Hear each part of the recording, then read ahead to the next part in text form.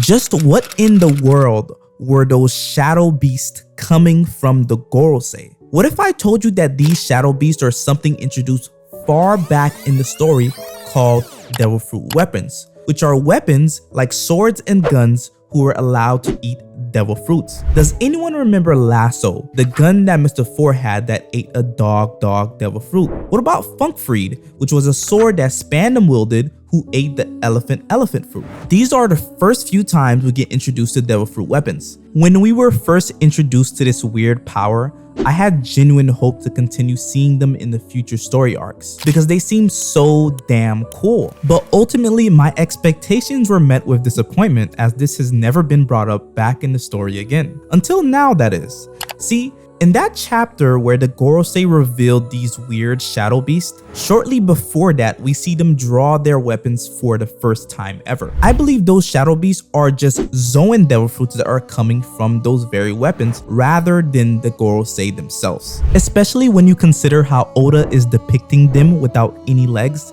and we see them kind of dragging along and extending rather than walking, as if they came from a source that they couldn't really leave. And that seemingly minor detail makes it very clear to me that these devil fruits don't work like any other devil fruits. Rather, they closely resemble how Spandam uses his elephant sword to extend and hit Nico Robin in the very same way that the Gorosei shadow beasts seem to extend and hit Cobra and Sabo. I have a theory that devil fruit weapons are the most important new power system in the final saga, and they will be the main fighting choice of strong celestial dragons such as the Gorosei and the new Holy Knights. Make sure you stick around for the whole video and I'll explain why you'll see devil fruit weapons much more in the final saga. And if you stick around long enough, I'll even explain why our favorite red hair Yonko crew have been utilizing devil fruit weapons from the very beginning. But before I begin, make sure to like the video, share your comments, and subscribe if you're already enjoying the theory.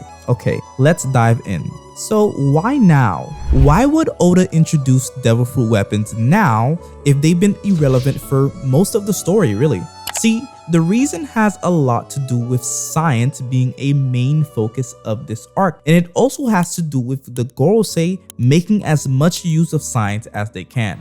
Considering the main objective of this arc for the world government is to retrieve and protect all the valuable scientific creations on Egghead, devil fruit weapons are a scientific innovation, and most profound scientific innovations we were introduced to in the story all lead back to Dr. Vegapunk, who is the main character focus of Egghead Island. I believe all things related to science and devil fruits will be explained in this very arc, including how inanimate objects such as swords and guns can eat devil fruit, and seeing how Oda not only introduced devil fruit weapons once, but he introduced them twice in the story. There is no way he's going to lose the opportunity to give them a proper explanation, as well as make them a significant focus in the current saga, especially if you consider that the last time a devil fruit weapon was introduced, it was in the hands of Spandam, who happens to be a world government official who led CP9. The world government seems to be the focus once again of this current saga, as well as previous members of CP9 such as Lucci and Kaku. Even Spandam has been reintroduced in the current story in chapter 1086, where he can be found holding a picture of Sabo looking for him. See, even if we forget certain characters and details, Oda never forgets and always finds a way to make them relevant once again in the story. And I believe this will remain a consistent theme for devil fruit weapons. But why am I so sure that it's the Gorosei that will be used as a medium to reintroduce devil fruit weapons? Well, there is a very important narrative reason as to why the Gorosei would use these weapons, rather than eating it themselves. See, in chapter 1069, we get some insightful lore from Vegapunk about how devil fruits work. Vegapunk says, all things are brought into this world with hope. Yes, even devil fruits. Every devil fruit is a possibility for human evolution that someone desired. If only I could be like this. If only I could be like that. All of those powers represent the branches of the future of humanity. Now, I want you to focus on the emphasis that Vegapunk puts on hope, humanity, and desire when he explains devil fruits. The themes of hope, humanity, and desire all lead back to the will of D. It is my hypothesis that the hope and desire of past members of the Ds are present in most devil fruits, especially considering how we also learned recently that devil fruits have a will of their own and they purposely seek out people most suited to eat them. We also learned that this goes as far as a devil fruit which purposely evades the world government for centuries, such as the case with the Nika fruit. I believe an explanation as to how devil fruits can do this is because they hold the will and desires of previous users. Take Sabo for example, who's eaten the Mera Mera no Mi. I don't think it would be far-fetched to suggest that the Mera Mera no Mi holds the will of Ace, who is Sabo's brother. And naturally, Sabo was the most suited to eat it because the will of Ace finds comfort in knowing his brother now wields the devil fruit he's once eaten. And it can also be said that the will of Ace's devil fruit is also the will of D, since Ace is a member of the D clan, which is especially interesting because in the recent chapters we see that Sabo was actually declared a D member by Ace and Luffy, which is very reminiscent of the idea that the will of D is held within Ace's devil fruit, which is now in the possession of Sabo. And I think all of this reinforces the idea that the will of D can be inherited by things other than blood, and I think it's especially the case for devil fruits passed down. I believe this is significant because I hypothesized that the Gorosei would not eat a devil fruit themselves because they would see this as a contamination to their soul. To them, eating a devil fruit would be akin to them inheriting the will of D, which stands against everything they believe in, especially considering that the Gorosei are celestial dragons who view themselves as being above humans. And Oda seems to remind us of this in chapter 1091 when Saturn says, "Think of human lives as no more than insects. They will breed more to make up for any loss." But if the Goroseis wouldn't eat a devil fruit themselves, why would they bother having devil fruit swords or devil fruit weapons? Well, because devil fruits are still very useful, especially ones that you don't have to eat yourself. Think about it, a devil fruit weapon can be ridiculously overpowered in the right hands because it essentially gives you a loyal minion that can fight with you without you even using your own effort. Think about how formidable it made Spandam even though he was so weak, or think about how bothersome that gun that ate a dog fruit was. It was so annoying that before even thinking about beating Mr. 4, Chopper and Usopp had to make sure to defeat the dog gun first. Now think about how powerful that would be in the hands of a top tier. Imagine having to fight someone like Shanks, but then also having to fight his sword that can transform into a beast and fight on its own. And I use Shanks purposely here because I do believe that Shanks uses devil fruit weapons. And not just Shanks, his whole crew. See, it's because of Shanks' sword. Shanks' sword has a name, and its name is Griffin. See, a griffin is a mythical beast with the head of an eagle and the body of a lion. I'm 100% sure that this is not just a cool name that Shanks gave to his sword, because in Film Red, when Shanks uses his final attack against Tot Musica, we can also see an animal with the head of an eagle. I know this can just be interpreted as Shanks' attack having an aura, like we see in a lot of attacks such as Luffy's King Cobra or Zoro's Dragon Twister against Kaido. But although this may also be true for Shanks, I believe there's much more to it, because there's another clue we have concerning Shanks' sword eating the mythical griffin fruit. See, in Film Red, when Shanks uses his sword to deflect Kizaru's light beams, we see a red aura. I believe that red aura is Shanks' sword lighting on fire. See, in some tellings of the myth of the griffin, there are types of griffins who can actually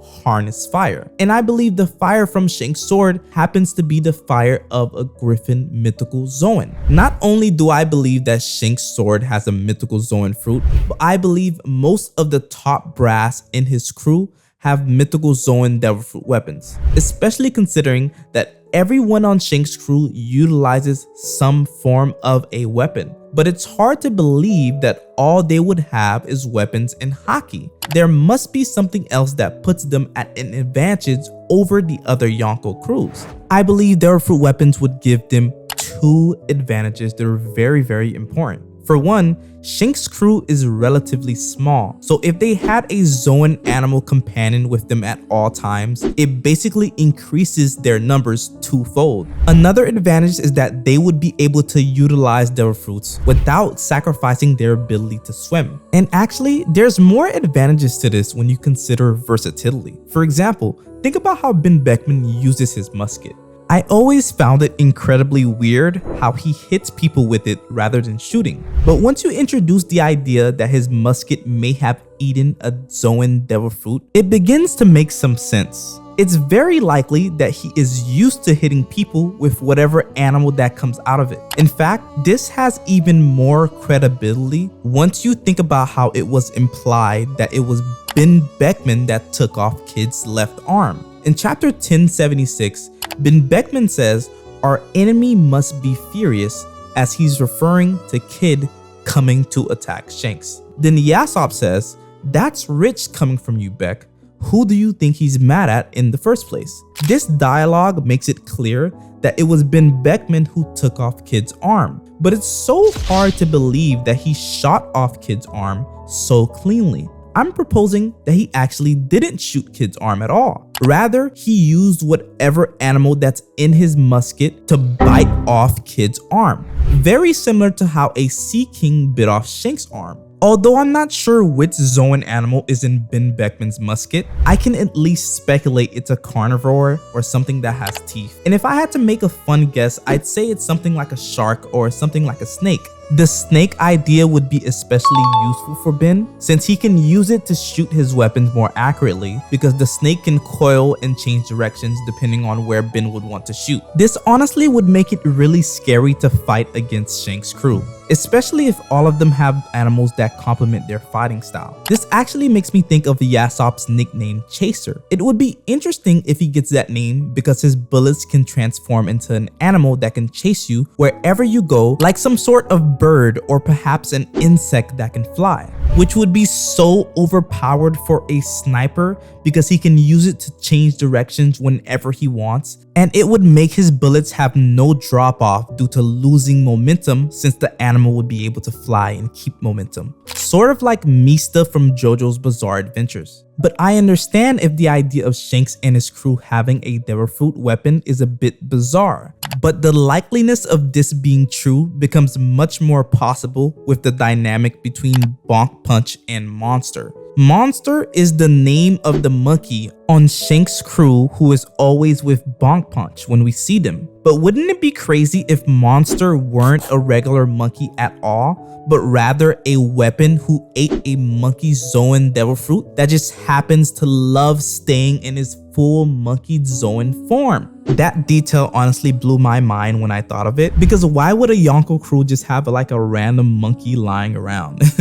But okay, jokes aside, even if all this were to be true, what is the grander narrative significance of devil fruit weapons in the current story? Well, I theorize that devil fruit weapons are the main fighting style of strong celestial dragons, such as the Gorosei and the Holy Knights. I also think that Shanks learned of this power through the Gorosei, since we see that he is much closer to them than we can imagine, as we see him casually getting an audience with them during the reverie. And considering the implications that Shanks may be a member of the Figureland family, it becomes even more likely that devil fruit weapons run in the family. And I believe that the reason for strong celestial dragons such as the Gorosei and Holy Knights to use devil fruit weapons may also have to do with the great cleansing that the Gorosei mentioned in chapter 908, as it is very likely that this great cleansing involves a great flood. It would be very disadvantageous to have a devil fruit in that situation. So I believe in preparation for the great flood,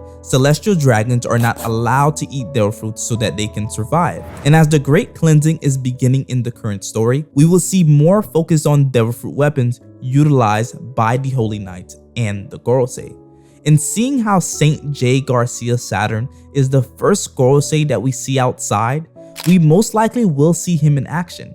And every time we see him in the story, he is holding on very tightly to that staff in his hands.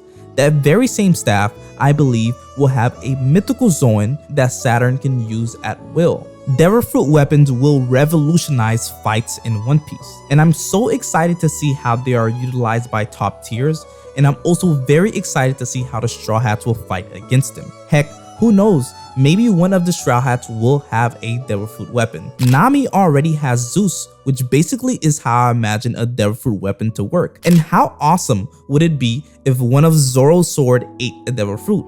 Or perhaps Usopp's Kabuto? The possibilities are endless. That's the theory, guys. I hope you enjoyed it, and I hope I was able to give you some excitement to look forward to in the future of this amazing story. Do me a favor before you leave, give this video a big thumbs up if you like this theory, and even if you disagree. And if you want to hear more unique and interesting theories that you will find nowhere else, please consider hitting that subscribe button and joining the Middle Way Galaxy.